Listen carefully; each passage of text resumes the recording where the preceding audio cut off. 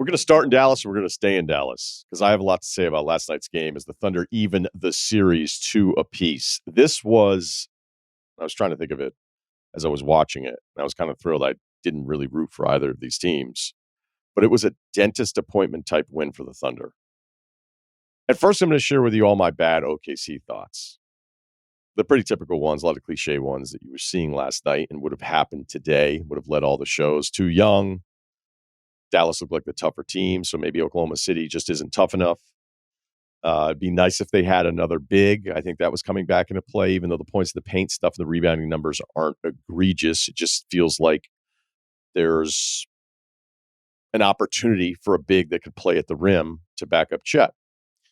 The SGA Jokic debate, the first half, I'm like, all right, some of you guys seriously think this guy's better than Jokic?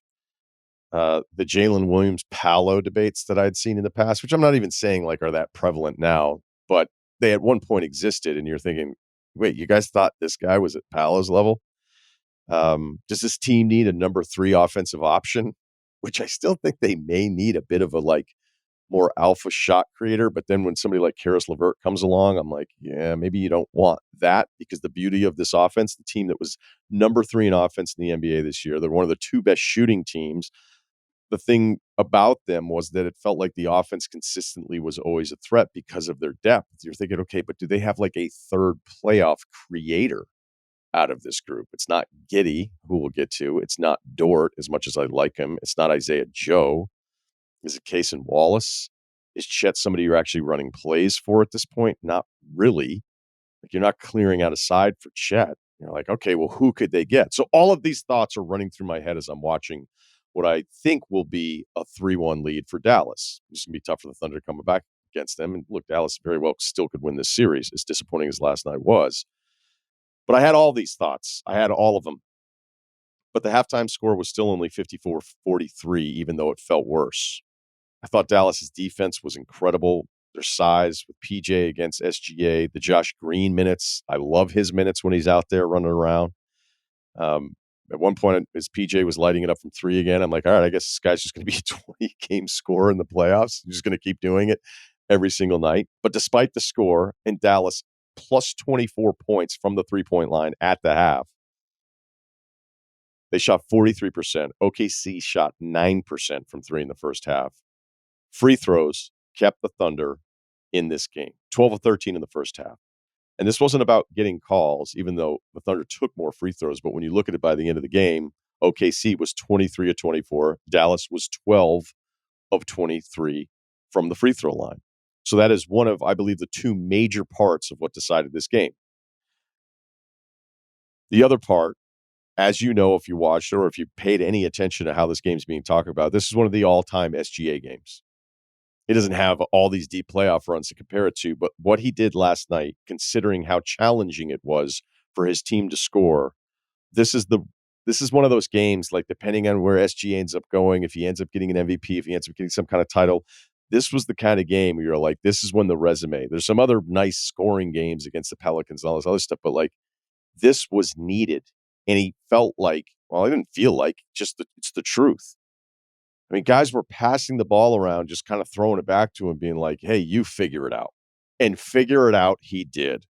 Incredible runs in the third quarter and then the closing moments in the fourth quarter. Jalen Williams finished 5 of 19.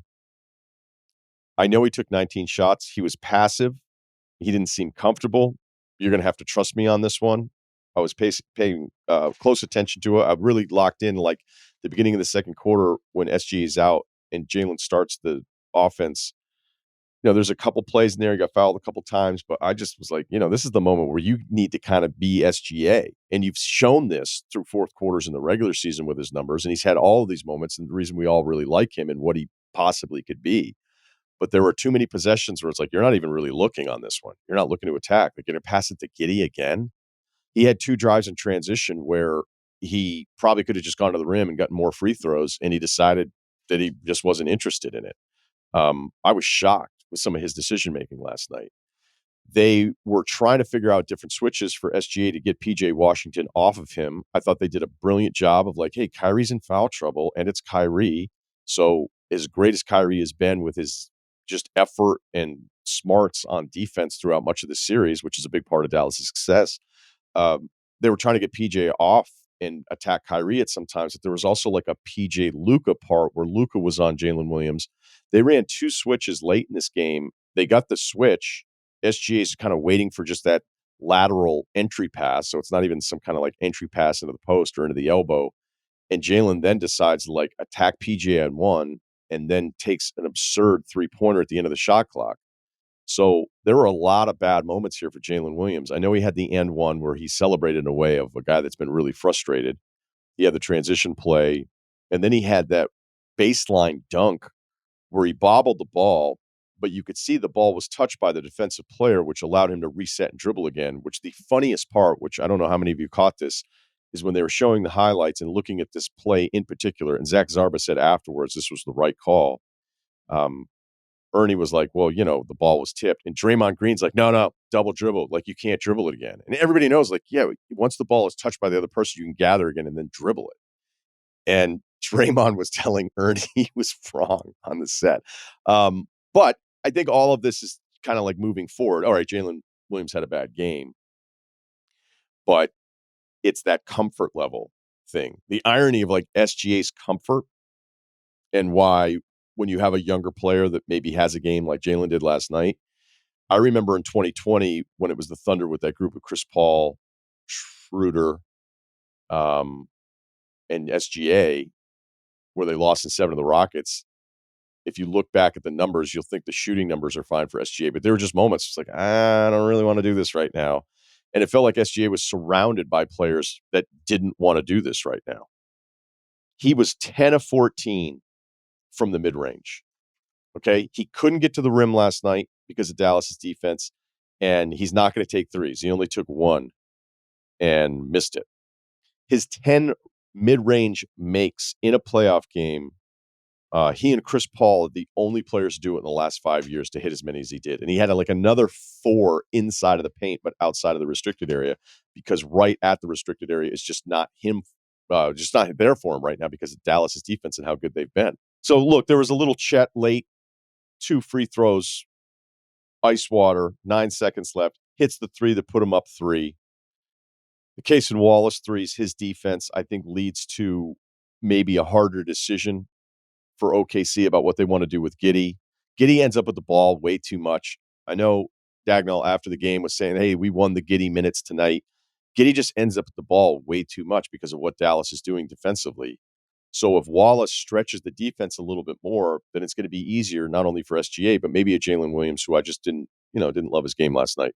So if you look at the starts here for OKC, the last 3 games, down 14-6, down 11-5, down 16-7. I don't know if it's just the Giddey part of him being out there, but I would expect to see more Wallace because he looked comfortable. He hits those 2 threes, and his defensive instincts are better than a lot of options for teams bringing guys off the bench. All right, before we close this up here, let's talk Dallas. Tough one.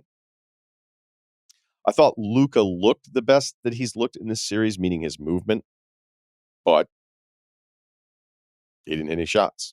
Didn't hit enough. But after the first 6 minutes of the third quarter in game 2, where I was like, he looks done, we know that he's not done. We know how well everybody, ended up closing and responding to being down, double digits in game 3 to OKC, and they're just kind of running away with it in that third quarter. Luka in these playoffs in 24, he's had 4 of his 8 lowest scoring playoff games of his career. Okay, so the first time I saw that, I was like, okay, but let's look at his usage because this team is supposed to be designed to have more balance. So therefore, he shouldn't have as many scoring opportunities because he's not taking every single possession over. His usage in his playoff seasons, going back to his first year, remember those Clippers series, 37.5, 40.4, 40.4, but 32 in 24. So the scoring's going to be down. The assist rates are going to be down, career low in the playoffs. But the rebounding rate is the lowest it's ever been for him in the playoffs. And his shooting is way off of the marks that he had in his first 3 playoff seasons. So, look, this whole do better. Clearly, he needs to be better. The deep drive that I always kind of bank on with him, where it's like he'll get that angle, maybe the 2-man game on one side. He'll get you on his hip. He's going to get some kind of shot there. He's had only, I believe, 8 attempts at the rim in this series. So Oklahoma City's defense with their design, has done a really good job. They leave the open corner threes there. They leave them. And in the beginning of the game, in game 4, you're like, all right, you might have to do something different here. But the rest of the way, I don't know that they really changed the approach, but they slowed down from finally hitting all those corner threes. They didn't even take a corner three in the fourth quarter, meaning Dallas in last night's loss. And then you have the Kyrie piece of this. He's had 2 9-point games. I know he's pacing himself. Like, it's funny when the Mavs win, right? When the Mavs win, it's like, oh, he's so methodical. He's just seeing the game. He's just a vet. He knows how to get others involved. And look, he had 2 passes in the first half last night that were incredible. I think they were both to Gafford, the finish at the rim, and then the no look as Gafford was cutting across into the paint, and nobody even knew what Kyrie was going to do and didn't even see the pass that he saw.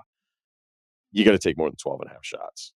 Like, you can be moving the ball and taking what the defense gives you. You have to be at 18 shots a game if you're Kyrie Irving, because his hard dribble drive pull-up is one of the most unstoppable moves in the NBA. When you see his hard dribble to the baseline, then pull up from like 10 to 15 feet in that range, he is up so much faster than everybody else into perfect shooting form. Like, you think the defender doesn't, well, because he just can't be quick enough to match what Kyrie is doing there. So both Luka and Kyrie, not offensively consistently through the 4 games that you would expect. That's what happens. You get some wins like a PJ Washington. You get some losses with a Kyrie Irving with 2 9-point games. But it's pretty simple. If you make your free throws, they were 12 of 23. If they make 18 of 23 free throws, Dallas is up 3-1. And everything that I started this segment with about all these questions with the Thunder would have actually been the real segment and would have led all of the shows today. Also, the Celtics are up 3-1.